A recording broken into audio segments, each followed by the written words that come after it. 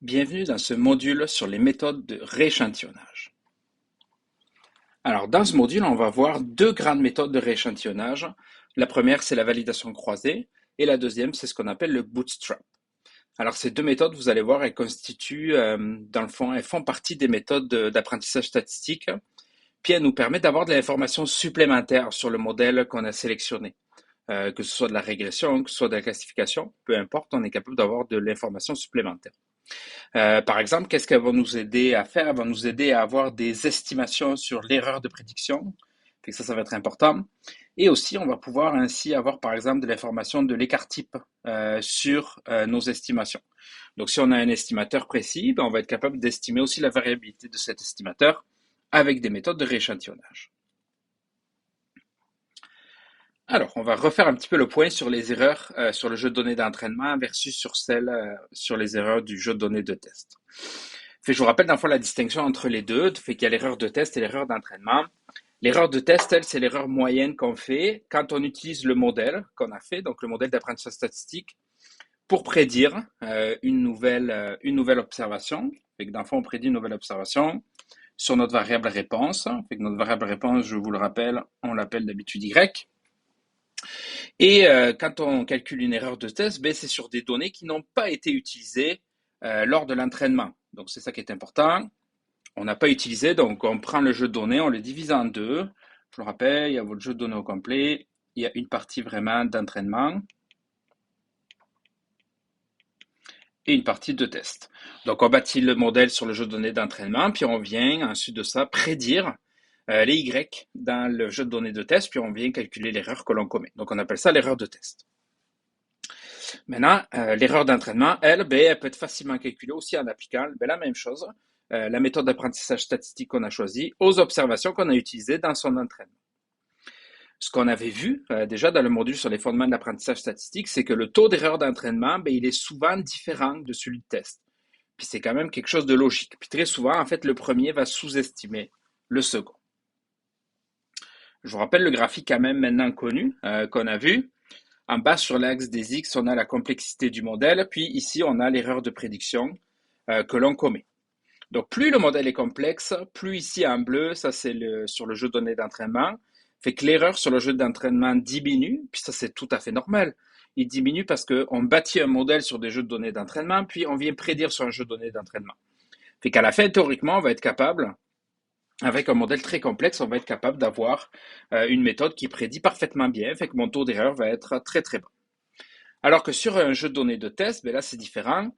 J'ai une partie que je vais d'abord diminuer mon erreur de prédiction, puis ensuite de ça, je vais remonter. Puis ça, c'est ce qu'on avait appelé le compromis biais-variance.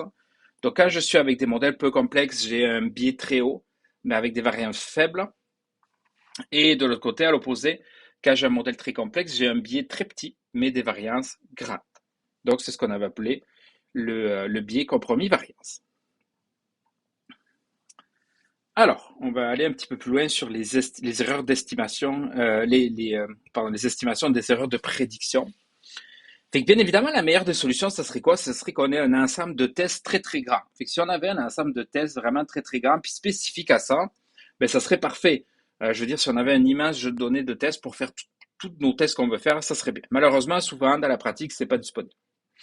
Il y a certaines méthodes, par exemple, qui effectuent automatiquement des ajustements mathématiques du taux d'erreur d'entraînement afin d'estimer le taux d'erreur de test. Fait qu'on est capable de passer de l'un à l'autre. Il y a certaines méthodes qui le font. Ça inclut, par exemple, les statistiques CP, l'AIC, le BIC, qu'on a déjà parlé dans le cas de la régression.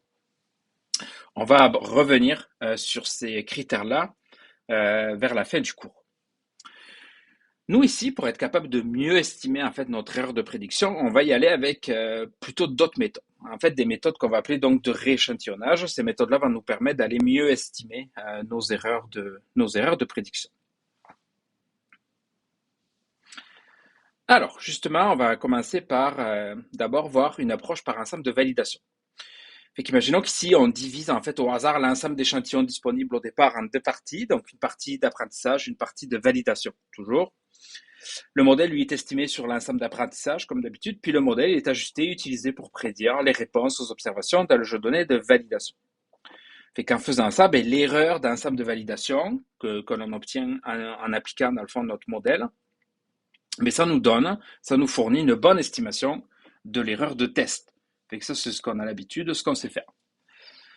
Puis, par exemple, quand c'est une variable quantitative, on utilise le MSE. Quand c'est une variable qualitative, on va utiliser plutôt le taux d'erreur, donc c'est-à-dire le nombre de fois que notre prédiction n'est pas la bonne, quand c'est une classification. Voici un exemple ici. Vous allez voir très intéressant sur des données automobiles. Fait qu'on souhaite comparer ici, dans le fond, lequel des termes polynomiaux linéaires ou les ordres supérieurs est meilleur dans la régression linéaire. Donc en bas, vous voyez dans notre graphique, on a le degré du polynôme qu'on vient mettre, puis ici c'est le MSE qu'on mesure. Fait qu'on part de 1, donc régression linéaire simple, une variable, et ensuite de ça, on augmente jusqu'à un degré 10 de polynôme. Puis ce qu'on a fait, c'est que notre jeu de données, au départ, il y avait 392 observations. Mais là, la façon de diviser, bien évidemment, va avoir un impact. Fait ce qu'on a fait, c'est que on a divisé à moitié-moitié. Fait qu'on est allé prendre 196 points pour le jeu de données d'entraînement, puis 196 points pour le reste, donc pour l'ensemble de données de validation. Mais la façon de découper ça est aléatoire, bien évidemment. Quelqu'un pourrait dire, ben moi je découpe jusqu'à la moitié dans le fond de mon jeu de données. La première partie c'est l'entraînement, l'autre c'est de test. Puis on pourrait aussi découper aléatoirement, mais quand on découpe aléatoirement, c'est encore une fois la même chose. On n'a peut-être pas tout le temps le même résultat. Donc, vous voyez ici, ce qui est intéressant à droite, c'est on a la courbe comme ça, à chaque fois la courbe donc, de l'erreur, mais il y a plusieurs courbes. Et en fait, ces courbes-là sont toutes pour des découpages différents. Fait que vous voyez là que pour des découpages différents, j'obtiens quand même des niveaux d'erreur très différents, ce qui est normal, parce que je n'ai pas bâti donc le modèle sur le même jeu de données d'entraînement, puis je n'ai pas appliqué mes prédictions sur les mêmes jeux de données de test. Par contre, on voit quand même que pour l'ensemble de toutes les courbes, on a toujours la même tendance qui, entre le degré 1 de mon polynôme et le degré 2, j'ai une baisse drastique. Et ensuite de ça, j'ai l'air de rester stable.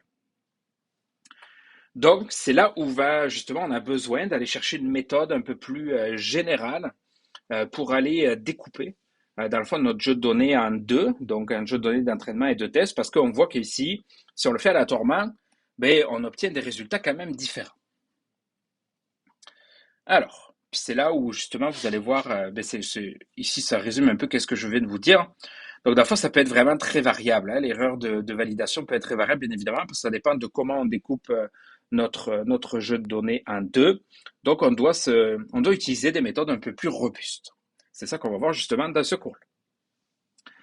Alors, la première méthode la plus robuste, puis une des plus connues, c'est ce qu'on appelle la validation croisée à Kaplan ou K-fold cross-validation. Donc ça, c'est une approche qui est vraiment très, très utilisée pour estimer l'erreur de test. Vous allez voir pourquoi elle est très pratique. Les estimations, elles peuvent être utilisées pour sélectionner le meilleur modèle ou pour donner une idée vraiment de l'erreur de test du modèle finalement choisi. Donc on peut utiliser dans les deux cas. Puis l'idée, elle est très simple. Vous allez voir, l'idée, en fait, elle est de diviser aléatoirement les données en cas parties de taille égale. Donc on va prendre notre jeu de données au départ. J'ai mon jeu de données au départ. Puis ce que je viens faire, je vais le découper par exemple en 6 morceaux égaux. Donc ici, j'aurai un K est égal à 6 dans ce cas-ci. Donc, j'ai découpé mon jeu de données en 6 morceaux. Puis, ce que je vais faire, en fait, c'est que je vais me dire, bon, vu que j'ai 6 morceaux, j'aurai plusieurs façons d'aller choisir mon jeu de données test versus le jeu de données d'entraînement. Fait que ce qu'on va aller faire, c'est qu'on va aller laisser de côté la partie K. Fait que, par exemple, cette partie ici, on la laisse de côté au départ, on ne l'utilise pas, et on va aller utiliser tout le reste pour le jeu de données d'entraînement. Donc, tout ça va être utilisé pour l'entraînement. Ça, c'est les K-1 ici. Et c'est l'inverse, c'est celle qu'on laisse de côté, c'est la partie K. Et ce qu'on va aller faire, donc on bâtit le modèle ici. On va l'écrire. Donc ici, ça devient entraînement. Je bâtis mon modèle sur le jeu de données d'entraînement, puis je vais aller prédire sur mon premier que j'ai laissé de côté. Puis ça, on le fait à tour de rôle, en fait, pour chacune des parties. Fait que d'abord, je vais laisser ma partie 1. Ensuite de ça, je recommence une deuxième fois un modèle, je laisse ma partie 2 et je prends tout le reste combiné. Troisième étape, je refais pareil, je laisse ma partie 3, je prends tout le reste comme des jeux de données d'entraînement et je prédis ma troisième partie, etc., etc. Donc, dans le fond, je fais ça K fois, grand K fois. Ici, nous, dans notre exemple avec est égal à 6, je vais faire 6 fois, donc 6 modèles sur 6 jeux de données d'entraînement différents et mon jeu de données de test est complètement différent. Et donc, j'obtiens 6, dans le fond, estimations de mon erreur de prédiction en faisant ça. Et en fait, comment on va aller combiner tout ça? Ben, c'est assez simple, hein. Regardez, on va l'écrire vraiment mathématiquement ici. Donc, imaginons qu'on est K partie, qu'on va noter C1, C2 jusqu'à CK. Fait que CK, ça désigne dans le fond l'ensemble des indices, des observations qui sont dans la partie K. Puis, dans chacune des parties, on a NK observations. D'accord? Donc, ça, c'est ce qu'on note. Donc, finalement, si grand N, petit n, pardon, la taille totale, c'est un multiple de grand K, ben, dans le fond, mon NK, ben, ça va être tout simplement la proportion. Donc, N divisé par grand K. Je divise ma taille d'échantillon par le nombre de plis que je veux faire. Et donc, comme je vous le rappelle, à chacun des modèles, donc pour chaque cas, on va obtenir un MSE. MSE de K, ça correspond vraiment au... c'est l'erreur ici, on l'a ici qui est écrit en dessous. C'est l'erreur vraiment de prédiction ici. Regardez le MSE de K. C'est l'erreur de prédiction que je commets. Vous voyez ici, on regarde toutes les différences des YI chapeau moins YI. C'est mon erreur de prédiction que je fais. Mais là où je suis allé utiliser le modèle de toutes les autres parties, C1, C2 jusqu'à C grand K, sauf la KIM, la petite KIM, je ne l'utilise pas. Et donc, je prends ce modèle-là et j'applique donc sur mes données dans C petit k. Je vais ensuite de ça calculer mon MSE. Et donc, j'ai un MSEK pour chacun des plis, bien évidemment.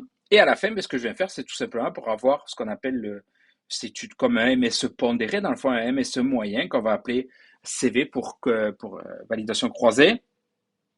Donc, mon résultat, ça va être tout simplement une moyenne pondérée. Fait que c'est une moyenne pondérée de l'ensemble de mes MSE.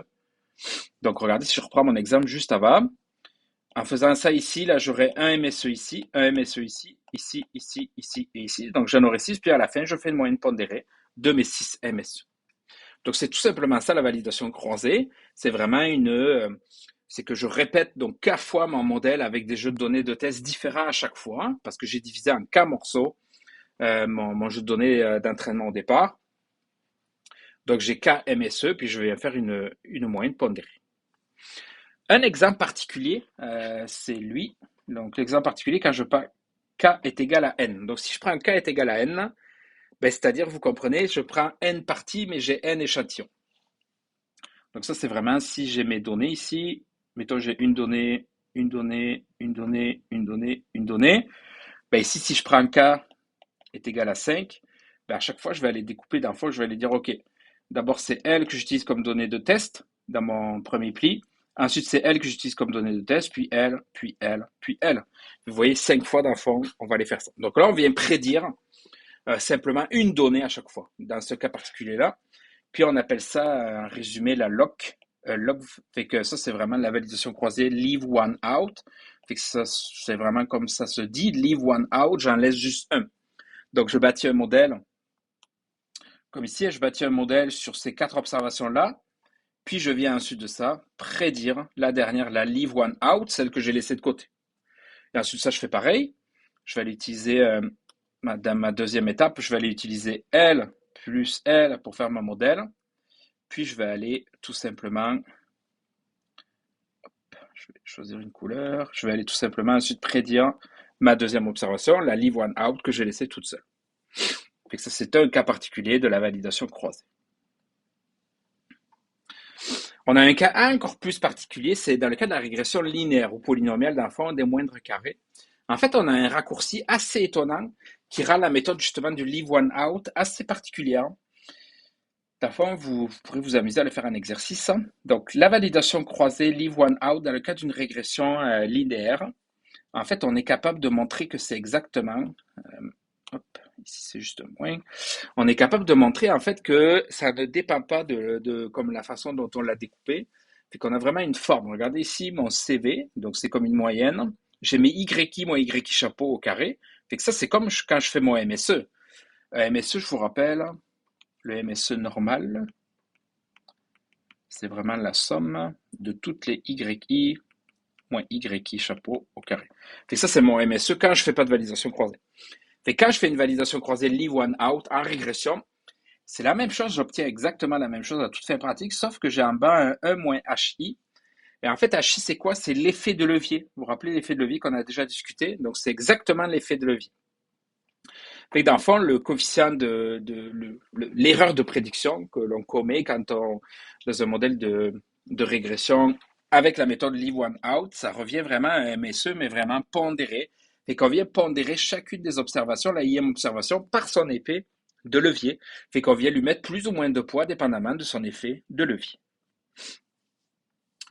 Euh, bon, la validation croisée Leave One Out, on l'utilise parfois. Par contre, on veut quand même se dire, c'est que ça bouge pas assez les données. Le but de la validation croisée, vous l'aurez compris, c'est qu'on vient diviser notre grand ensemble de données en plusieurs morceaux et on vient brasser les cartes un peu. On vient changer notre jeu de données de test et on vient en choisir plusieurs. Fait que souvent, c'est bien, mais malheureusement, les estimations de chacun des plis sont fortement corrélées et leur moyenne peut présenter aussi une variance élevée. Fait que très souvent, on ne va pas aller choisir le k est égal à grand N. Donc k est égal à N pour le leave one out. Souvent, on l'utilise peu. Par contre, les choix habituels qu'on va faire, c'est avec k est égal à 5 ou à 10, par exemple. Donc, dépendamment de votre taille de données, k est égal à 5 ou à 10, c'est quand même dans les choix classiques qu'on utilise en validation croisée. Puis, vous rappelez, c'est que vous faites autant de modèles que de plis. Donc, avec k est égal à 10, vous allez faire 10 modèles. Hein? Fait que 10 entraînements, 10 prédictions. Tout ça, ça peut prendre du temps aussi en termes informatiques, bien évidemment. Alors, voici ici l'exemple encore une fois, avec les jeux de données d'auto. Fait que regardez, à gauche ici, c'est vraiment le leave one out. Donc, pour le leave one out, j'ai un calcul direct qui me donne ici la courbe de l'erreur de prédiction, donc que j'ai mesuré. Et ici, c'est avec un tenfold. Fait que tenfold, c'est-à-dire k est égal à 10 ici. Et donc, regardez, avec k est égal à 10, j'ai mes 10 courbes, en fait, qui correspondent à mes 10 courbes de MSE. Et chacune des courbes ici, c'est vraiment mon MSE de k. Et en fait, de ça, ce que je pourrais faire ensuite, tout simplement, c'est l'espèce de moyenne pondérée. Donc, vous vous rappelez, le CV de 10, ça va être vraiment la moyenne pondérée. Donc, 1 sur 10, la somme de toutes les MSE de K. De K est égal à 1 à 10. Fait que c'est tout simplement ça, une moyenne pondérée, en fait, de mes MSE. Alors, autre petit problème qu'on va voir avec la validation croisée, c'est bien, c'est quand même très utilisé, mais il y a quelques petits points d'attention. Étant donné que chaque ensemble d'apprentissage est seulement, dans le fond, K-1 divisé par quoi? Aussi grand que l'ensemble d'apprentissage d'origine, hein, bien évidemment, ben, les estimations de l'erreur de prédiction seront généralement biaisées à la hausse. Puis là, je vous amène à la réflexion de vous poser la question pourquoi. C'est ça. Le biais, lui, il est complètement minimisé quand k est égal à n. Donc, c'est-à-dire quand on est dans le cas du leave one out, mais cette estimation ben, elle présente malheureusement une variance élevée, comme on vient de le dire. Fait que dans le fond, k est égal à 5 ou à 10, ça constitue quand même un bon compromis pour le compromis biais-variance. Fait que si je vous demande de trouver un cas qui serait bien utilisé, vous pouvez y aller. Avec k est égal à 5 à 10, ça représente quand même un bon compromis. Alors, donc là, on a fait vraiment avec le MSE, donc c'est-à-dire pour des données numériques, un Y continu. Si on veut faire avec de la classification, bon, c'est toute la même chose, hein, bien évidemment. Pour de la classification, c'est la même affaire. La seule chose, c'est que notre CV, à la fin qu'on va venir calculer, c'est encore une fois une somme pondérée de toutes les erreurs que l'on commet pour chacun de mes plis. Sauf que là, ben, mon erreur, bien évidemment, on la retrouve ici. Mon erreur, c'est ici vraiment, comme d'habitude, on vient sommer, donc chercher l'ensemble des fois où je suis différent. Donc ici, quand est-ce que mon YI est différent de mon YI chapeau? C'est ça, dans le fond, c'est exactement le nombre de fois où on prédit mal dans CK, l'ensemble CK. Et c'est comme d'habitude, dans le fond, c'est comme le nombre de fois qu'on l'a prédit mal, c'est ça qui correspond à mon taux de mauvaise prédiction. Et c'est exactement la même chose dans les problèmes de classification. Ça fait aucune différence, classification ou régression, dans le fond, dans le contexte de validation croisée. Alors, le bootstrap. Fait quand on vient de voir la validation croisée, qui est vraiment une méthode à part, on en a un autre de méthode, une deuxième. Je vous l'avais dit, on va en avoir deux, qui est le bootstrap. Fait que le bootstrap, lui, c'est un outil vraiment statistique, flexible et puissant, qui sert à beaucoup de choses, puis qui peut être utilisé particulièrement pour quantifier les certitudes associées à un estimateur ou à une méthode d'apprentissage statistique donnée. Fait que ce qui nous intéresse à nous. Par exemple, il peut servir à donner l'erreur type d'une estimation ou un intervalle de confiance. Fait que ça peut être vraiment pratique. Alors, d'où ça vient ce nom? Dans le fond, l'utilisation du terme bootstrap, il vient d'une expression qui disait se relever dans le fond de ces bootstraps qui étaient vraiment utilisés dans un des romans. Vous avez ici le titre si jamais vous êtes intéressé à le regarder. Et dans le fond, le terme bootstrap, vraiment en informatique, il signifie surtout démarrer un ordinateur à partir d'un ensemble d'instructions de base. Vous allez voir, c'est exactement ça qu'on fait dans le fond quand on fait du bootstrap. Alors, l'approche bootstrap, elle nous permet d'utiliser un ordinateur pour imiter le processus d'obtention de nouveaux ensembles de données. Parce que c'est ça, hein, tout le problème est lié au fait qu'on a un ensemble de données au départ. Dans la validation croisée, on le divise, puis on vient aller mimiquer en fait qu'on a choisi plusieurs types différents de jeux de données de test. Dans le bootstrap, ben, cette fois, on dit on va mimiquer, on va en créer des nouveaux jeux de données. Ben là, vous allez me dire comment. Vous allez voir, c'est ça qui est intéressant.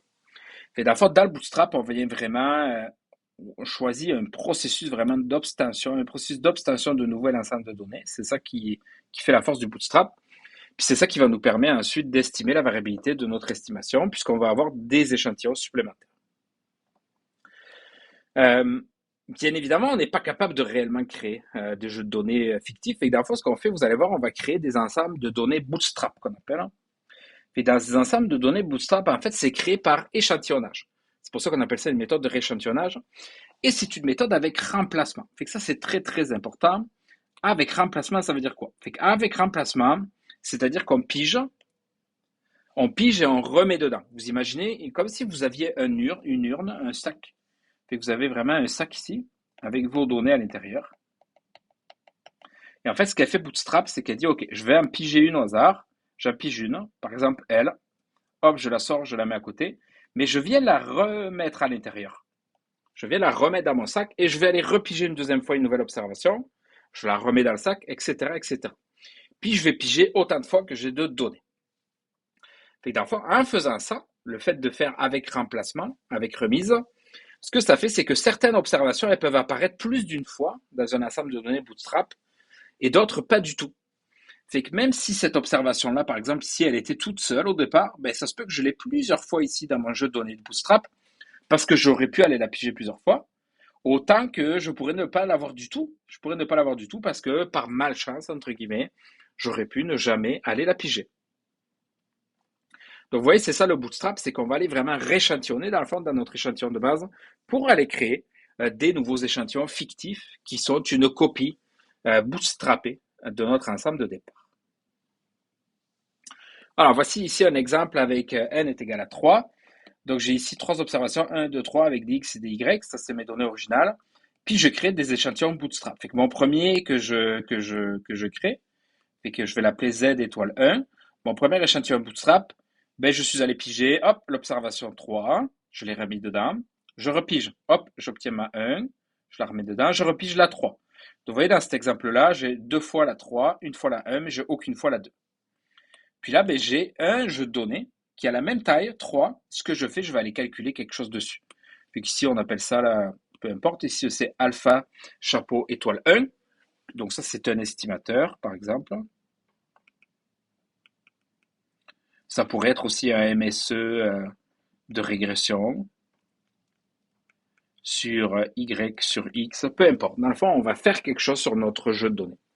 Mais regardez, je vais faire ça aussi une deuxième fois sur un deuxième échantillon Bootstrap. Cette fois, j'ai 2, 3, 1 qui est exactement le même comme mon deuxième. Et je fais ça autant de fois que B fois. Donc, grand B, ça c'est le nombre de fois que je vais faire mon échantillon Bootstrap. Donc, vous voyez, le Bootstrap, c'est des copies artificielles de mon jeu de données de départ sur lequel je fais quelque chose. Donc, soit je calcule un estimateur, j'applique un modèle, peu importe, mais je fais la même chose à chaque fois. Donc, vous voyez la différence en validation croisée. C'était mes vraies données que je partitionnais, puis j'allais dans le fond appliquer mon estimateur ou mon erreur, mon MSE, sur un jeu de données de tests différent. Alors que là, dans le Bootstrap, ben, cette fois, je crée des copies artificielles de mes jeux de données, puis je fais la même chose. Alors maintenant, justement, qu'est-ce qu'on va faire avec ça? Donc, si on désigne le premier ensemble par Z1 étoile, donc comme je vous l'avais dit, dans Z1 étoile, on fait quelque chose. Par exemple, peu importe, on fait une estimation. On fait une estimation, par exemple, d'un paramètre alpha. Fait qu'ici, par exemple, je fais une estimation d'un paramètre alpha. Alpha, ça pourrait être mon erreur, par exemple. Ça pourrait être n'importe quoi. Je vais appeler alpha 1 chapeau étoile. Fait que ça, c'est mon erreur c'est mon estimation que j'ai fait de alpha dans mon échantillon Bootstrap 1. Puis je fais la même chose, en fait, gramme B fois. Donc gramme B, ça c'est vraiment mon nombre d'échantillons bootstrap. Souvent, on prend des grandes valeurs de B, on prend 100 fois ou 1000 fois. Vous voyez, on crée artificiellement, par exemple, 1000 jeux de données à partir de mon jeu de données d'origine. Puis pour chacun de ces ensembles-là, donc Z étoiles, je fais mes estimations, donc alpha chapeau 1, alpha chapeau 2, jusqu'à gramme B. Et ensuite de ça, je peux aller calculer mon erreur standard. Donc ça ici, SE, ça va être mon erreur standard de toutes mes alphas, qui revient en fait à mon écart type. Si vous regardez ici, je vous ramène au stade descriptif du premier module. Ici, c'est tout simplement l'écart type de tous les alpha étoiles chapeau. Donc c'est finalement l'écart type de toutes les estimations. Puis ça fait du sens. Dans le fond, on se dit, le but de faire du bootstrap, c'est qu'on va aller mimiquer la vraie distribution de alpha. On va aller mimiquer qu'est-ce qu'on est capable de trouver pour ça. Donc, dans le fond, toutes les alpha chapeaux ici, étoiles, on obtient vraiment la distribution de alpha. C'est comme si ici, ça faisait, on peut vraiment créer comme une distribution. Hein. Puis ça estimerait dans le fond la vraie distribution de alpha qu'on ne connaît pas. Et donc, on peut aller calculer une moyenne, alpha bar, on peut aller calculer un écart type, etc., etc. Donc, c'est ça le bootstrap. On recopie, on fait quelque chose sur chacun des bootstraps, et ensuite de ça, on va aller tirer l'information nécessaire. Par exemple, la moyenne, si on a besoin d'avoir une quantité moyenne au final, ou l'écart type. Alors, le bootstrap en général. Donc, dans des situations de données plus complexes, ça nous permet de trouver la manière appropriée de générer des échantillons bootstrap. Ça peut vraiment nécessiter une certaine réflexion. Ça peut arriver parce que des fois, c'est ça. Selon la complexité des données, il faut qu'on se pose la question. Nous, on va toujours être dans des cas quand même pratiques, bien évidemment. Par exemple, si les données sont une série chronologique. Donc, une série chronologique, c'est une série dans le temps. Donc, les données se suivent dans le temps. Ben, on ne peut pas tout simplement aller rééchantillonner les observations avec remplacement. Puis là, je vous mets au défi de comprendre pourquoi. Si, par exemple, votre série de données, c'est un indice boursier sur 8 ans d'indice de prix, ben, réfléchissez pourquoi vous ne pourriez pas aller tout simplement faire du bootstrap là-dessus. C'est ça. Fait que je vous amène au défi de penser à ça. Alors, autre usage aussi du bootstrap. Fait que principalement, je vous l'ai dit, c'est vraiment utilisé pour estimer les erreurs type d'une estimation. Fait que ça peut être utilisé pour ça. Par exemple, je pourrais vous demander de faire, donc vous vous rappelez quand on a fait les méthodes de régression. Donc en régression, je vais vous écrire ici un exemple. En régression, on est capable d'avoir bêta chapeau. On est capable d'estimer bêta chapeau. Et on a vu aussi une formule théorique pour SE, l'écart type de bêta chapeau. Mais dans le fond, je pourrais vous demander de faire un exercice avec une méthode bootstrap. Allez m'estimer donc chacun des bêta chapeaux R, avec R qui va de 1 jusqu'à gramme B. Et ensuite de ça, allez m'estimer le SE de bêta chapeau. Et en fait, vous allez voir que vous devriez arriver à peu près à la même chose que le calcul théorique du SE de l'écart type de bêta chapeau. Donc en fait, c'est que la méthode Bootstrap est souvent utilisée pour estimer des erreurs types quand on n'a pas de formule théorique justement. En régression, nous on en a, et qu'on n'a pas besoin d'aller faire une méthode de Bootstrap, mais quand on n'en a pas, ça peut être vraiment une façon pratique d'aller estimer des erreurs types. Ça fournit aussi également des intervalles de confiance, bien évidemment, puisque un intervalle de confiance, je vous le rappelle comment on crée un intervalle de confiance, fait qu'I, un intervalle de confiance, ça va être vraiment comme bêta chapeau, par exemple, plus ou moins une certaine constante, fois la SE de bêta chapeau.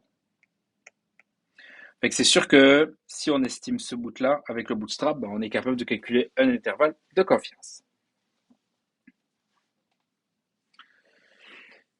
Alors, est-ce que le bootstrap il peut servir à estimer l'erreur de prédiction justement? Là, on en a parlé surtout pour l'écart type d'un estimateur. Fait qu'en validation croisée, je vous rappelle, chacun des cas plis de validation, il est distinct des autres K-1 plis utilisés pour l'entraînement et il n'y a pas de chevauchement. Fait que vous vous rappelez, dans la validation croisée, il n'y a pas de chevauchement. Lorsqu'on bâtit le jeu de données d'entraînement avec les K-1 plis, je vais ensuite prédire sur le KIM qui est resté de côté, puis ce n'est pas le même, il n'y a pas de chevauchement. Puis ça, c'est vraiment crucial pour que ça fonctionne, la validation croisée. Puis là, encore une fois, ça peut faire des belles questions d'examen. Pourquoi c'est important qu'il n'y ait pas de chevauchement? Pour estimer maintenant l'erreur de prédiction à l'aide du bootstrap, ce qu'on pourrait envisager d'utiliser, c'est que chacun des ensembles de données de bootstrap, on peut voir ça comme un échantillon d'apprentissage, dans le fond, et l'échantillon d'origine comme un échantillon de validation. Donc, vous voyez la différence? Ici, l'échantillon d'origine, lui de départ qu'on n'a rien fait dedans, ça serait notre validation. Et chacun des bootstraps, des échantillons bootstrap qu'on crée par, je vous rappelle, échantillonnage avec remplacement, ça serait pour l'apprentissage. Mais si on fait ça, d'abord, chacun des échantillons bootstrap, il présente un chevauchement important avec les données d'origine. Bien évidemment, parce que j'ai rééchantillonné dans mon jeu de données d'origine. Fait qu'environ les 2/3 des points de données originaux apparaîtraient dans l'échantillon bootstrap. Je vous mets au défi aussi d'essayer de le trouver. Fait que ça nous amènerait à ce que le bootstrap, il sous-estime sérieusement la véritable erreur de prédiction. Bien évidemment, parce que quand j'ai un chevauchement, je vous rappelle, c'est que le modèle qu'on bâtit, on le bâtit sur des données. Si je prédis les mêmes données, ben, c'est comme si je calculais une erreur sur mon jeu de données d'entraînement directement. Et donc, je vais sous-estimer la vraie erreur. Une autre façon de faire aussi, je vous le mets ici, c'est que l'ensemble de données d'origine, c'est l'entraînement. Donc, l'ensemble de données d'origine, c'est l'entraînement. Puis l'ensemble de données de bootstrap, c'est la validation. Ça, c'est même encore pire. Fait que ça ne fonctionne pas du tout. Alors, pour enlever l'overlap, ce qu'on pourrait faire, en fait, c'est qu'on pourrait en partie résoudre ce problème en utilisant uniquement des prédictions pour des observations qui ne sont pas produites dans les échantillons Bootstrap. Donc ça, c'est que vous vous rappelez, quand je crée mon échantillon donc Z étoile R, ben là-dedans, j'ai des observations. Par exemple, j'ai mon observation 1, j'ai mon observation 3, j'ai mon observation 1 encore, puis mettons mon observation 4 dans mon bootstrap. Et donc là, ce que je pourrais faire, c'est dire, ah ben attends un peu, ce que je vois là-dedans, c'est que la 2 est manquante. Et la 2, l'observation 2 est manquante, elle fait partie de mon jeu de données d'origine, fait que je pourrais aller prédire simplement elle, fait que prédiction sur elle. Fait qu'en faisant seulement la prédiction sur elle, ben là, j'ai pas d'overlap. Parce que regardez, j'ai pas d'overlap entre, ça serait mon test ici, jeu de données de test, ça serait l'observation 2, et mon jeu de données d'entraînement, ben c'est 1, 3, 4. Fait que je n'ai pas d'overlap entre les deux. Fait que ça, c'est une des façons de faire. Bien évidemment, la méthode se complique beaucoup ici, puis en fait compte, la validation croisée, elle est tellement mieux, plus simple et beaucoup plus attrayante qu'on va l'utiliser pour l'erreur de prédiction. Donc vraiment, dans les deux techniques ici, je vais juste vous le mettre ici, donc la validation croisée, donc la CAFOLD, CV, ça c'est vraiment pour erreur de prédiction. Donc sur le jeu de données de test, entre guillemets. Et Bootstrap, on va l'utiliser ça surtout pour des SE, des erreurs type d'estimation.